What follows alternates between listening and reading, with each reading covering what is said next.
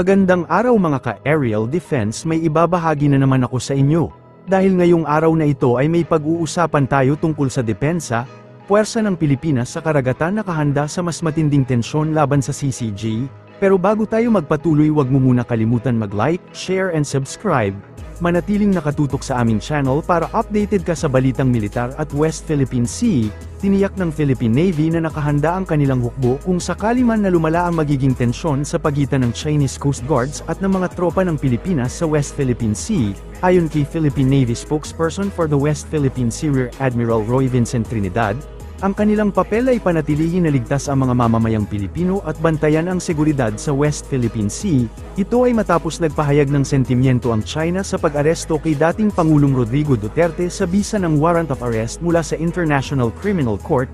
Inaasahan kasi na mas magiging agresibo ang CCG sa kanilang patuloy na iligal na pananatili sa loob ng exclusive economic zone ng bansa. Aniya, ang mga tensyon ay hindi dulot ng sandatahang lakas ng bansa, ngunit ng isang foreign player na nais aniya na pamunuan at sakupin ang West Philippine Sea. Samantala, tiniyak ni Trinidad na nakahanda ang kanilang puwersa para sa anumang sitwasyon, hindi lamang sa nagpapatuloy na tensyon sa katubigan ng West Philippine Sea, kundi maging sa seguridad ng bansa sa lupa man o maging sa himpapawid. Tensions are not being conducted or are not the result of the actions of the armed forces.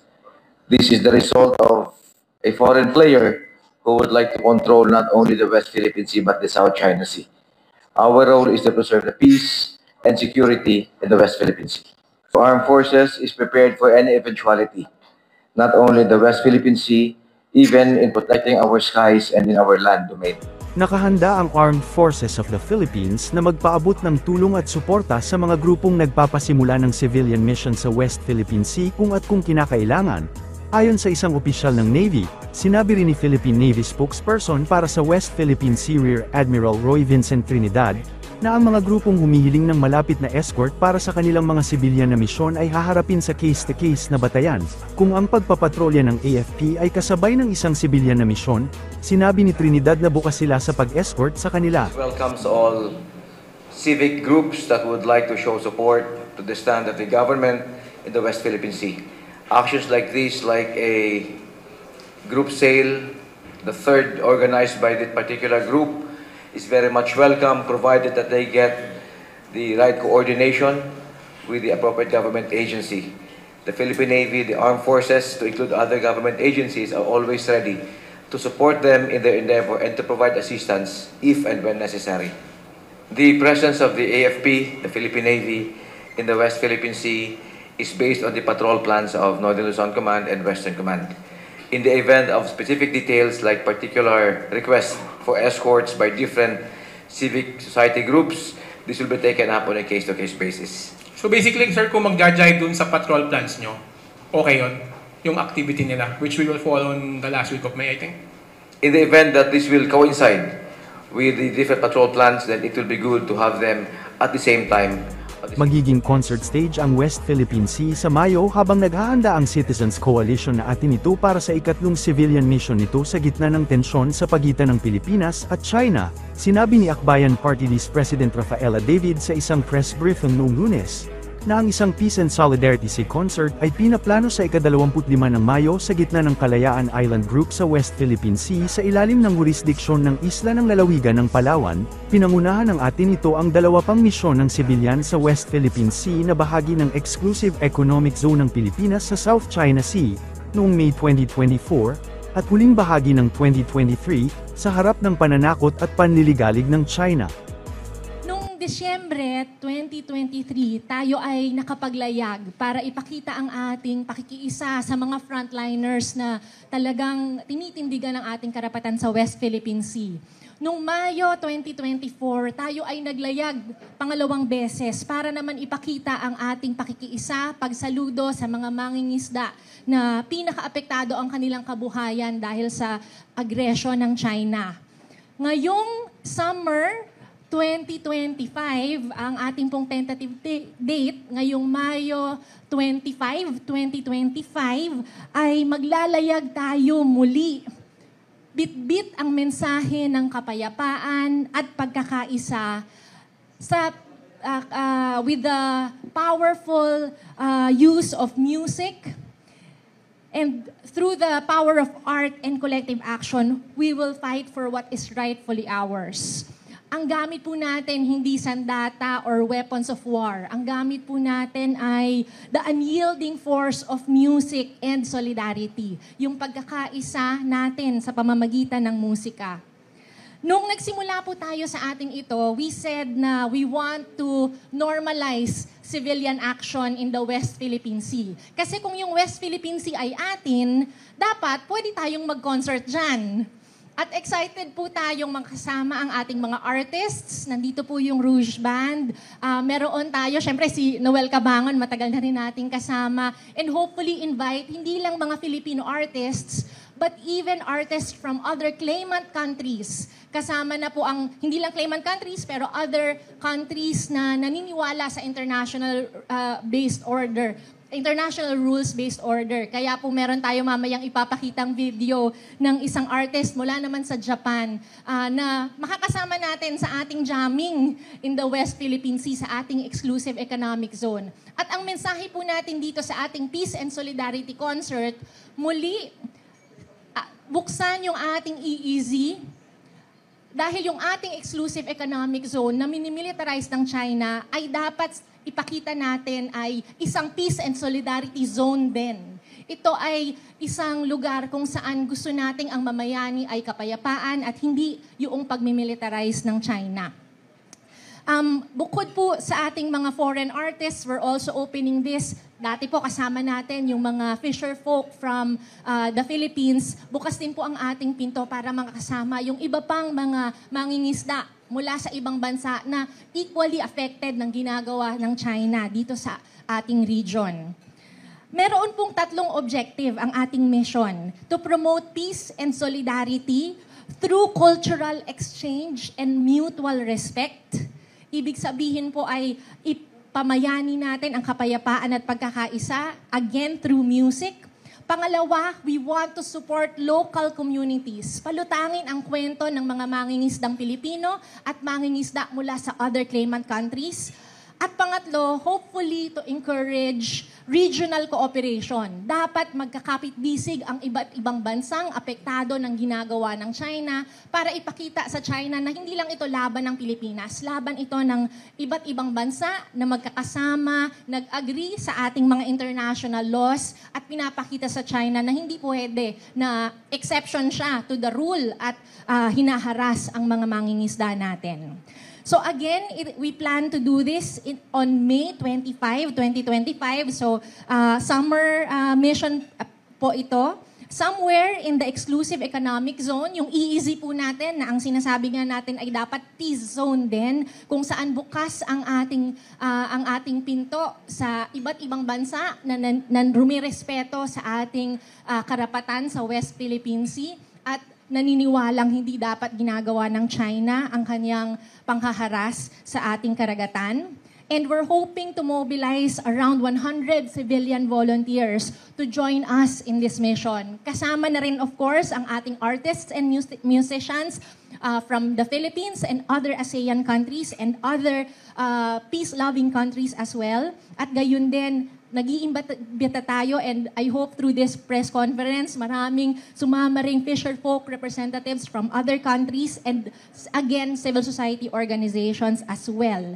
So ano po yung mga activities natin? Nabanggit na natin tayo ay magja-jamming, magkakaroon ng Peace and Solidarity Concert sa West Philippine Sea, sa ating exclusive economic zone. At gayon din, kasabay ng concert, hopefully may cultural exhibitions kung saan i-showcase natin ang ating rich heritage ng mga magpa-participate na iba't ibang bansa at mga ipakita again ang ating kultura ng pagkakaisa at kapayapaan.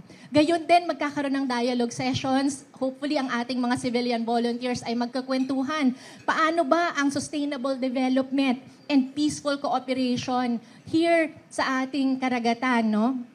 And hopefully, through this effort, we can enhance regional solidarity. Mas mapalawak pa ang awareness, hindi lang ng mga Pilipino, pero ng buong mundo sa ginagawa ng China sa ating bakuran. And hopefully, we can promote, advocate, peaceful collaboration ng lahat ng bansa laban sa pambubuli ng China. kasama po nitong ating Peace and Solidarity Concert, tuloy-tuloy po ang ating pagkalap ng donations kasi po hindi pa tapos ang ating pagtindig. Yung mga pinaka-affected na fisherfolk at frontliners ay hopefully matulungan din natin. So tuloy-tuloy po ang ating pag-request ng donations para pagdating ng Mayo, meron po tayong maihahatid na konkretong tulong doon sa pinaka-apektado. Maraming salamat po. And I'd also like to call on our fellow artists, both local and abroad, to join us in this historic Peace and Solidarity Concert at the sea. So ito po yung kauna-unahang konsyerto na gaganapin po sa Karagatan. At alam naman po natin na music is a very powerful expression. Powerful yet persuasive and peaceful. Because music creates harmony, no? Meron pong harmony doon. That's why siguro maganda talagang magamit ang musika para sa ganitong endeavor at paglaban. No? Paglaban para sa ating karapatan. Sa panahon ngayon na ini-invoke ang sovereignty, ito talaga ang West Philippine Sea is our sovereign right. At kailangan natin itong ipaglaban dahil tayong lahat ng mga Pilipino ay apektado dito. Bilang artist, bilang isang kaladkarin na artist na laging nakakaladkad sa mga ganitong mga kampanya, it is our duty, our role also to really be part of this campaign at gamitin namin ang aming creative talent to express kung ano yung man ang nasa loobin namin at kung ano yung makabubuti para sa ating bansa at sa mga kapwa nating Pilipino. Alam niyo po ay kung ano po yung buhay ng ating mga mangisda. Sa una, nung nangyari po itong ginagawang aggression ng China, ay totoong napakalungkot po para sa amin kung titignan po namin itong mga pangyayaring ito sapagkat akala namin nung una ay talagang wala na po kaming pag-asa sa mga nangyayaring aggression na ginagawa ng China. Subalit nung pangyayaring yon ay halos ang ating pamahalaan noon ay hindi namin nararamdaman kung ano yung aksyon na maaaring maitulong po nila noon sa amin sa pamamagitan po ng mga ganitong sitwasyon na nararanasan namin sapagkat ramdam namin kung gaano po yung hirap ng aming pangingisda sa West Philippine Sea. At akala namin ay wala na kaming pag-asa sa mga ganong sitwasyon ng mga una. Pero alam niyo po, wala kaming daramdaman din kung ano yung pwedeng gawin ng ating pamahalaan noon na para mabigyan kami ng kasiguruhan sa aming pangisdaan. Sapagkat sa mga panahon na yon ay wala kaming nakikita na naitutulong sa amin, lalong-lalo na sa aming kabuhayan. Last month, we read in the papers that Chinese citizens started to claim Palawan. These are Chinese citizens, not the government. So they're starting to claim Palawan. Should we be worried? Yes. Why? Because the 9-dash line was started by ordinary citizens of China in the 1930s. The Chinese government officially adopted the 9-dash line. So we should be prepared. Of course, the claim of China over the Scarborough Shoal and the Spratlys is without basis because in 1932, when France annexed the Paracels, sabi ng China, "Oy, amin yan. The Paracels constitute the southernmost territory of China." So 1932, sinasabi ng China, our southernmost territory are the Paracels. Saan yung Paracels? 400 nautical miles from the Spratlys, 320 nautical miles from Scarborough. You have to cross the South China Sea high seas to reach from Paracel to the Spratlys. So that was the claim of China in 1932. In 1943, China published a book, the China Handbook, and China reiterated that its territory in the South China Sea, the southernmost territory is Triton Island of the Paracel Group. So, 1943 na tayo, China was not yet claiming Spratlys and Scarborough Shoal. And officially, they've been publishing documents saying that their southernmost territory are the Paracels. But in 1947, China published the Nine-Dash Line and officially adopted what their citizens have been claiming, that the Nine-Dash Line is the southernmost territory of China. Ngayon, lumaki pa, naging 10-dash line. So, now to counter this, we are presenting, of course, we start with the 1734 Murillo-Velarde map. 1734 na, this is official map of Philippine territory during the Spanish regime. Makita mo doon yung Scarborough Shoal, ang tawag Panakot. And makita mo rin doon, Los Baos de Paragua, those are the shoals of Palawan. Paragua was the old Spanish name of Palawan. Shoals of Palawan are the Spratlys. So, we start our claim 1734 documented in the official map of Philippine territory. The first official map of Philippine territory during the Spanish regime is the 1734 Murillo-Velarde map. Next was the 1808. And finally, the last official map of Philippine territory during the Spanish regime is the 1875 Carta General del Archipelago Filipino. It is the most complete and most detailed map of Philippine territory during the Spanish regime. Makita mo doon yung Scarborough Shoal with depth soundings, and the entire Spratlys, may pangalan, may depth sounding. Depth sounding means the depths of the waters around the rocks, around the islands are stated. So napaka-detailed talaga, and there is no map like this from China.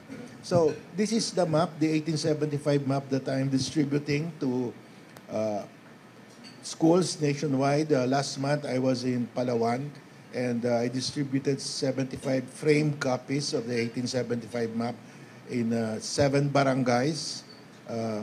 We met in Barangay Macarascas, and 2 barangays, the representatives, head teachers, had to take the pump boat just to reach us in Macarascas because that's the only way to travel.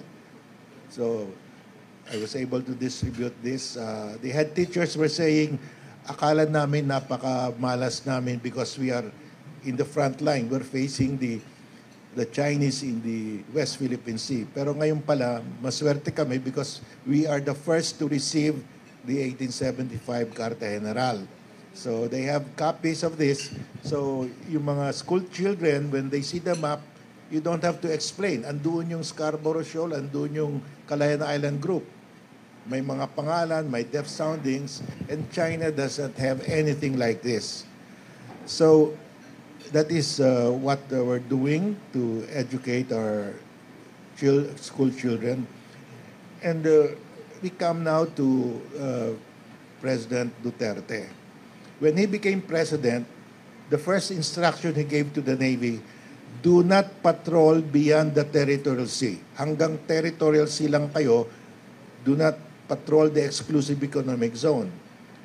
Clearly, this is against the Constitution dahil sabi ng Constitution, the state shall protect its marine wealth in its exclusive economic zone. Ito, the Commander-in-Chief of the Armed Forces directing the Navy, do not protect our exclusive economic zone. That's really against the Constitution. You have the Commander-in-Chief saying, do not protect the EEZ, but the Constitution says the state shall protect its marine wealth in the exclusive economic zone. During one of his SONAs, State of the Nation address, sabi ni Duterte, China is already in possession of the West Philippine Sea. I am inutil when it comes to protecting the West Philippine Sea. We have he said that in the SONA, and we have a Commander-in-Chief, because the Commander-in-Chief of the Armed Forces of the Philippines is the President. The Commander-in-Chief himself saying, I am inutil. I cannot defend the West Philippine Sea. So what is that? When the commander of the army says, I I will not comply with my mission, I will not comply with my duty, that is being a traitor. That's a commander-in-chief who refuses to fulfill his mandate, his express mission under the Constitution, is a traitor. So, we have the President Duterte. He refused to comply with his duty as Commander-in-Chief of the Armed Forces. And, he is now in a traitor, deserves to be in jail, and he is now in jail in the ICC. So, I think we have to do a lot of things to undo the damage that has been done by former President Duterte. And that's why we're trying to educate the people what is the territory of the Philippines, so that if any president again says that I cannot protect our island territories in the West Philippine Sea, the people will rise up. It is the people that will have to assert our Philippine sovereignty if the Commander-in-Chief refuses to assert Philippine sovereignty. And how do we do that? By educating everybody, by showing this map to them. Andito, atin yung Spratlys under the Calayan Island Group. Atin yung Scarborough Shoal. So if any president says, I cannot defend, then we will say he's a traitor. Maraming salamat. Para sa mas madaming update tungkol sa ating depensa, paki-follow at like muna ng aming page na nasa description na ang link. Huwag mo na rin kalimutan mag-like, share and subscribe. Pindutin mo na rin ang bell para updated kayo sa aking mga bagong video. Maraming salamat po.